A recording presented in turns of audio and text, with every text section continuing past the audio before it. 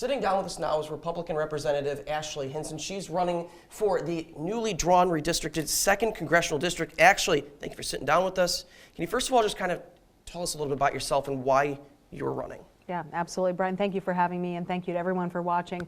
I'm running because I want to continue to tell Iowans stories in Washington, D.C. It's what my passion is.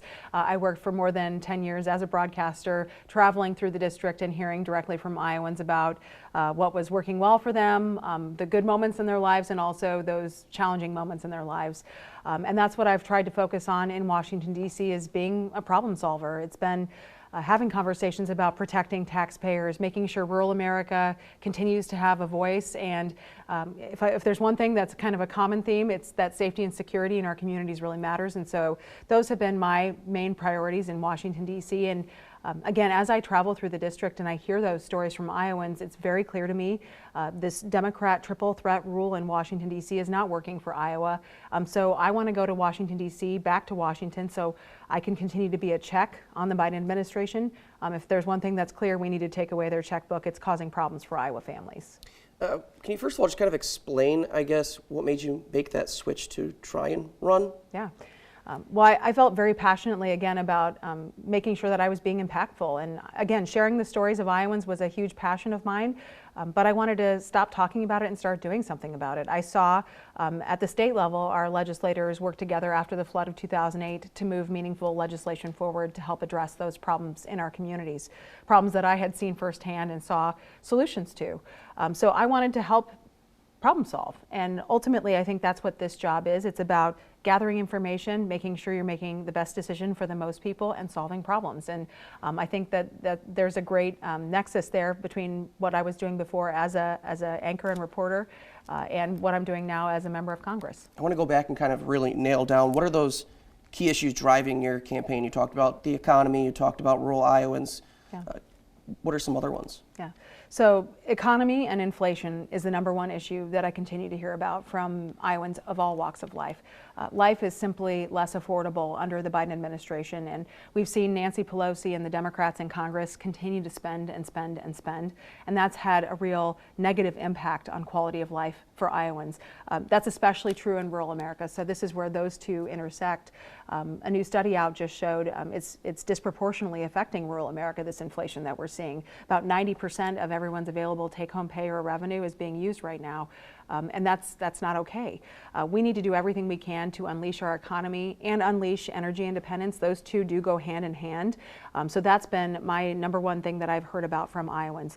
The other thing, Iowans care about taxes. They want the government to keep less of their money. I know it's Iowans' money, it's not the government's money. So my whole priority has been to stand up for taxpayers, making sure that their dollars are being spent as wisely as possible with that oversight. Again, that check and that balance, that is so important. And that's what I've been very proud to do and what I want to continue to do. Can you talk about, if elected, what it is that will allow you to accomplish those? Yeah. Well, I think I've been very effective in delivering for not only taxpayers, but for our farmers, our veterans. I've worked across the aisle to get legislation passed and signed into law. And I think that's really important. That's what Iowans expect me to do. I've been in the minority my first term here, and I think I've been effective at doing that. And so I think in the majority, I'll be able to continue to enhance those relationships and continue to deliver on priorities. Targeted investments for the district. Again, respecting taxpayers, but at the same time fighting to get as many of those resources back home to Iowa. So the Tower Terrace project in Lynn County, I was able to get some money to help move that project along. Daycare and childcare, an issue I hear so much about. I was able to get some dollars to go to the Sunflower Child Care Center in Decorah to help them move their project along. Safety and security in our communities. The fire station in Protivin, Iowa, got some help for them to be able to move that along. So that's my goal. Again, talk about problem solving. I'm saying here are things that are needs in my community that I can go to bat for in a targeted way and get those things across the finish line. So again, I'm proud of the work that I've done in my first term, and I'm looking forward to continuing that work for Iowans in Washington. The Supreme Court overturning Roe v. Wade is also another huge issue that people are going to be looking at when they hit that ballot box. When that happened, you came out and said that you support any pro-life policies. Can you kind of explain what you mean by that? Yeah, well, I am pro-life, and I think it's like many Iowans, I've supported common sense exceptions for rape, incest, and life of the mother. But I believe being pro-life is about a belief. It's about a belief that every life has value and dignity, and that's what I have focused on in Washington. So pro-life policy to me means not only standing up for life, but also all of the things that encompass it. So making sure that maternal care is accessible. In my current district, there are 6 counties that are considered maternal health care deserts where women don't have access to an OB. So I've worked on legislation that will help increase the number of midwives, for example, to get more providers there. The other thing that's important, I hear it from parents all the time, they want to be able to take time to be with their newborns. So I've introduced policies that will help with parental leave and paid family leave. Over-the-counter access to birth control is important to me. We have FDA-approved products. I think it should be available at the pharmacy for certain pills. So I've introduced legislation to do that. So that's what I think is about being pro-life. It's all of those policies together, working together. The Democrats in Washington, D.C., though, laid down their line. Right after that court decision came out, they said, hey, we want to codify not only Roe v. Wade, but we're going further. And so they allow for abortion on demand until birth, which I think is wrong. I think that's extreme, and that's the position my opponent holds. She won't clarify where she stands, and she voted against a 5-month abortion ban here in the state of Iowa. 5 months? There are about 10,000 late-term abortions in the country every year, and that's about the same number of kids that go to school, elementary school in Cedar Rapids. So I think that's abhorrent, and I just don't understand how someone could hold that extreme of a view. You said that you were on board with exceptions, but you've also co-signed the Life After Conception bill that didn't have exceptions. Well, I've always supported the exceptions. If you look at my record, again, I think the point here is this is about the belief. It's not about any specific bill. It's about saying, hey, I will work with anyone to advance the cause of life. And you look at my record in the State House, that's exactly what I did. I've supported the 20-week piece of legislation that's law right now. And I supported the heartbeat bill with exceptions for rape, incest, and life of the mother. So I am willing to be common sense and work on this issue because I think that Iowans value life. But it's very clear that my opponent holds a different view and believes that abortion should be available on demand until birth, which is extreme. A lot of people in the Republican Party are talking about investigations into President Biden as well as Hunter Biden, and even talks about impeachment. Is that something, if elected, that you would be willing to look into, especially if the Republican Party can overturn the House and Senate? Yeah.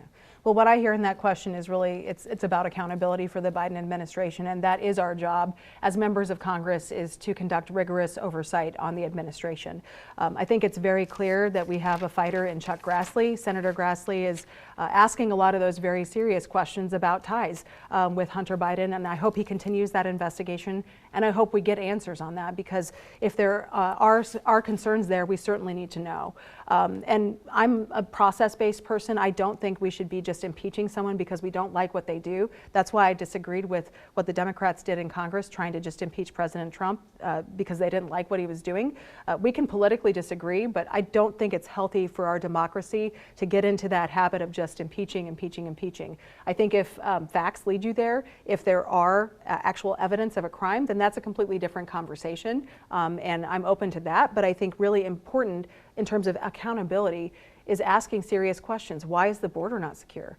Why are we spending so much money that we don't have? And the Democrats, again, raised taxes and spent more money we don't have and hired 87,000 new IRS agents to go after working Iowans and Americans. And I think that's wrong. So those are the questions that I'm focused on asking because I think that's what, as I've traveled through all counties, had all these town halls and these public events to hear directly from Iowans, that's what they're telling me is important. Another question is, do you feel that Biden is the free and fairly elected president? Yeah.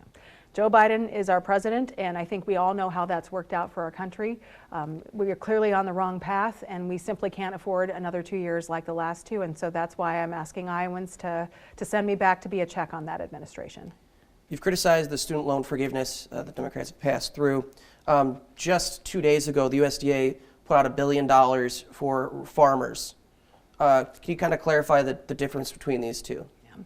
Well, I'm not sure the mechanics of the program that Secretary Vilsack specifically talked about, but what I think is important here is the student loan forgiveness plan is really a transfer of debt.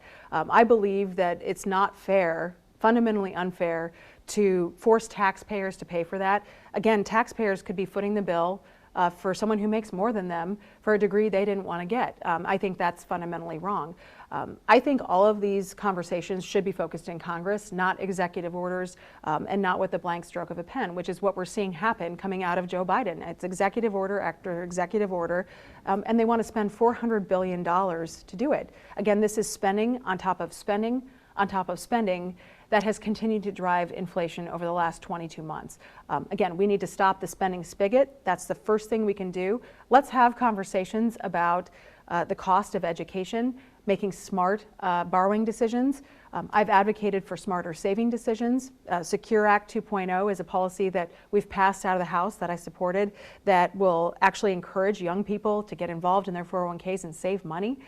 I think we need to be having a conversation about how to be smart with our finances, but a blanket policy that's going to fundamentally pass that cost, transfer that cost onto taxpayers is wrong. Wasn't that taxpayer $1 billion taxpayer money as well? Well, I'm not sure. I haven't had time to completely review that program, okay. So I don't want to agree to something that I haven't had time to review. I think process is very important, and I don't want to speak out of turn. But I think fundamentally, when you talk about the student loan debt program that the president has put forward, I think not only is it, I think it did not go through the process. Spending should be coming from Congress, but also you cannot transfer that, you cannot erase that debt, you can only transfer it, and that's exactly what's happened. What else do you want people to know about you and your campaign as we move forward? Yeah. Well, I promised to be a transparent and accessible representative, and I've fulfilled that promise. I've done a town hall in every county that I represent, a public town hall, to hear from Iowans who agree with me and those who don't.